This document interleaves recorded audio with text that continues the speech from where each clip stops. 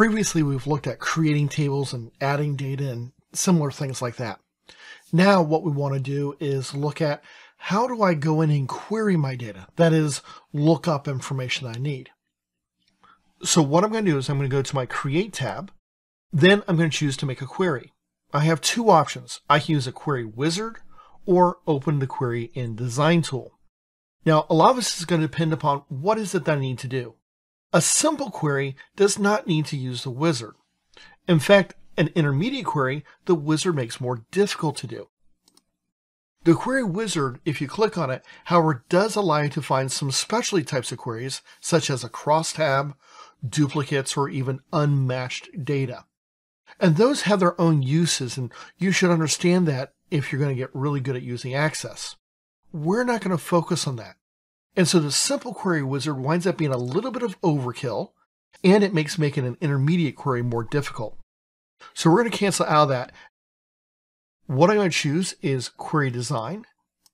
When I open this up, I get a Show Table window. And so I can simply pick what customers do I want to pick, or maybe some other table. For simplicity's sake, I'm just going to look at my products.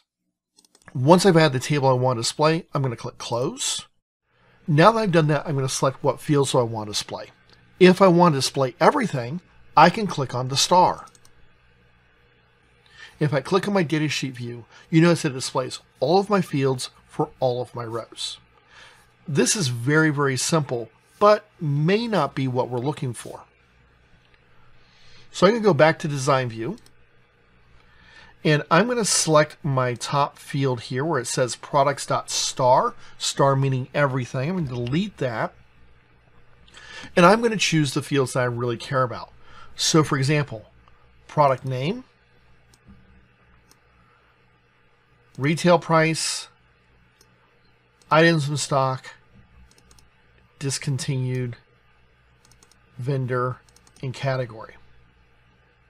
Now notice I've left off description, and I've left off the primary key or the ID for this particular field.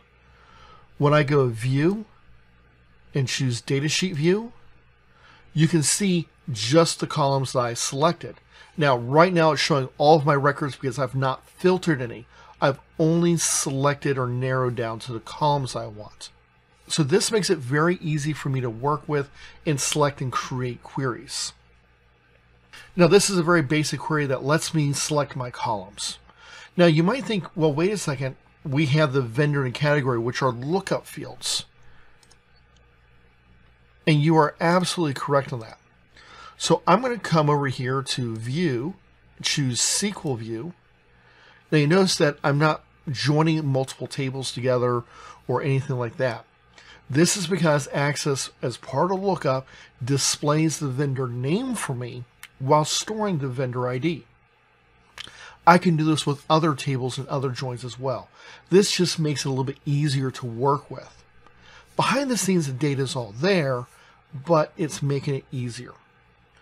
Remember, the reason for this is because Access is a desktop database. It's not designed to be used by a database professional. So they make a lot of things just easier for everyday users. In our next videos, we're going to start to look at how can we add some complexity to this simple query. Before I save this, I'm going to go back to my design view, and I want to save this real quick. Notice when I click the Save button in the upper left-hand corner, it's going to bring up a Save As, and this is just saving my query. Now, I like to start off my queries with QRY or maybe VW for view, depending upon what system I'm using. Access likes to call them queries. Other databases like to call them views. And then I'm going to give it a meaningful name.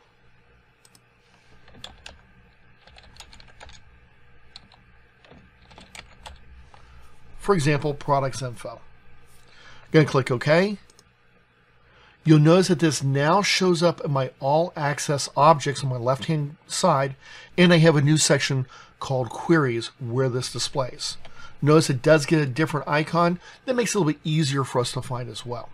Notice if I click this drop-down arrow, I get a different way to view information. So for example, I can group things because this is a product. I have a products grouping. I personally like to do it by object type. I just find that a little bit easier for me. You may choose to do it differently. In our next couple of videos, we'll look at doing things like filtering out rows that are not necessary for us and joining tables to get more information.